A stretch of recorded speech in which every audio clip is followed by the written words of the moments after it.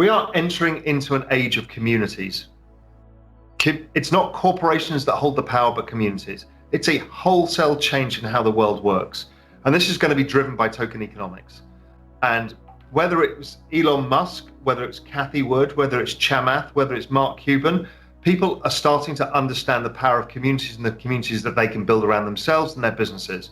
Firstly, I know the comment section is like, yeah, but Elon Musk, they fill up the cars with electricity and that's built on coal power. We understand it's not a perfect world. So let's assume that Tesla is relatively green compared to other car companies. That's all you need to assume.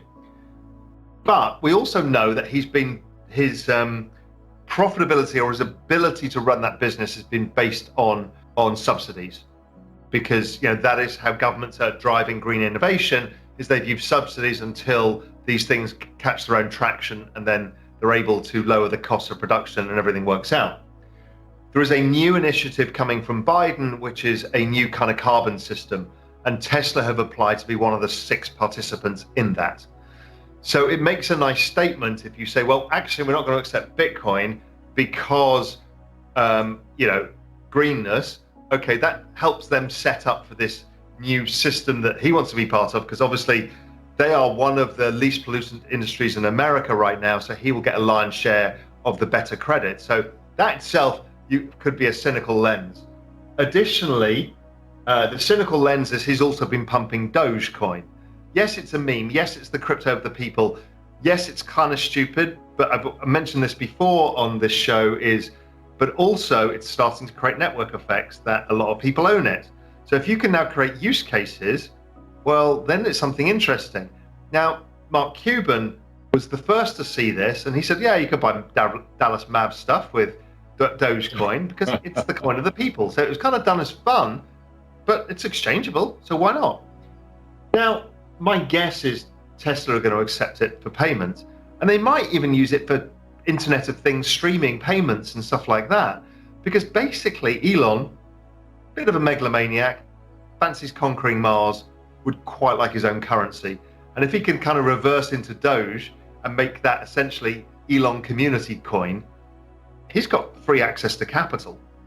It's an astonishing thought, but that's potentially what's at play here. I could be wildly wrong and it's all a joke, but I just join a few dots and you can get to something interesting. And I've been talking about this for a while, that I wasn't going to shake off Doge, because once you attract that many people into the ecosystem, it becomes attractive for people to do something with it. It is immensely powerful, and tokens drive communities because they create the right behavioral structures. But I'm starting to take more significant bets myself, macro bets around community tokens, exchanges, metaverse, and some of these narratives that people on Real Vision have seen me explore. And I've started to realize how big these are and how relatively cheap they are as potential future large networks, and therefore the tokens are probably underpriced to me. This is the new deal. This is the new deal. It's exactly the same, and that's what it did. And what it does is shift the political landscape too. So this is the new Green Deal, and it's global. It's China, it's the US, it's Europe, it's Japan, it's everywhere. So it is massive, it's meaningful, and it's a structural shift. But also the carbon credit system in Europe, and the one that's rolling out in the US, and the one that's in New Zealand, and the one that's in Australia, and all of these others, are also meaning that the private sector is sharing this, which is a whole new way. And it's not via direct taxes, it's via behavioral actions. If you pollute by this much, then you have to buy this many credits. Oh, look, the credits have gone up. Oh, suddenly your coal power plant, well, that's out of commission now because you can't afford to run it. Very clever system. And it also means that basically you're co-opting in that massive structural change to industry too. And this is what people focus on, the end game. And I'm not focused on the end game. I'm focused on taking advantage of the situation that's been given to us, which is the stimulus, the devaluation of the balance sheet, the rise in exponential technologies driven by governments and stimulus, and also this new parallel system that's being built in the financial world, which is the crypto market, and say, let's play in that instead and stop looking for that end game. And let's just instead play the migration game across the digital assets, because it's a damn sight easier, because things are going up and in your favor. You're not fighting a trend, you've got this exponential trend behind you. That's so much easier, and so much easier to sleep at night than trying to fight, shorting the market to say one day it's all going to go wrong. How do you approach investing in carbon credits, offsets, i.e. what financial instruments? So there you go, you did it. So the purest one is EU ETS futures, which is on Bloomberg called MODEC. You can trade it on Interactive Brokers as well, and a couple of other platforms. That is the purest bet. It's been a stunning bet so far. I put that bet on in early Feb. It just basically goes up in a straight line because it's actually driven to do that. You've seen the series of 3 interviews on Real Vision. Watch the interview with, so that was with the team at Citibank. They ran us through the whole thesis.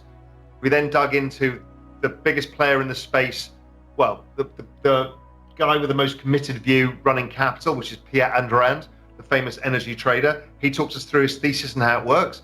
And then we talked to the leading independent analyst in the space, Lawson Steele, who told us in detail his model, where he thinks this is going. Let me interrupt you for 1 second before you go on, because you're saying this in very normal terms. I want to be a little bit emphatic. This is a big fucking deal. Well, people are not, people on the Real Vision platform are not tuning in to why this is a big fucking deal. And we need to make it a big deal. People know that this is a game changer. I mean, I went through the journey of discovery because somebody pinged me on Bloomberg and said, have you seen this chart? I then started going down the rabbit hole like, holy shit, this is incredible. I then got the best experts in the entire world on Real Vision for everybody to level the playing field. So I'm not the one getting the important access to the information. Everybody gets it at the same time as me. So everybody's there to participate. And Lawson told them, okay, if you can't trade futures, there's the KRBN equity. It's not perfect, but it's pretty good based in the US. And there's another one that's based in Europe. I can't remember what it is, GRN or something like that, that's based there. So here you go, people, get involved. And what you're doing by investing in this is pushing up the price of carbon, which actually starts greening out Europe faster. So again, this is the power of what Real Vision does. That's the power of this exponential week. It's about giving you these huge thematics, the crypto stuff that we've driven. We're kind of giving you it with a bow wrapped around it and said, listen, guys, we believe in democratization of the very best financial intelligence. Here it is on a plate. Kind of pisses me off as people hit me up on Twitter and say, well, how do I get involved in that trend? I'm like, watch the interview. Don't read me on Twitter and follow a trade. I've set up the 3 interviews for you to become an expert as I am. I'm now pretty good knowledge on that trade. And I just did it by those 3 conversations.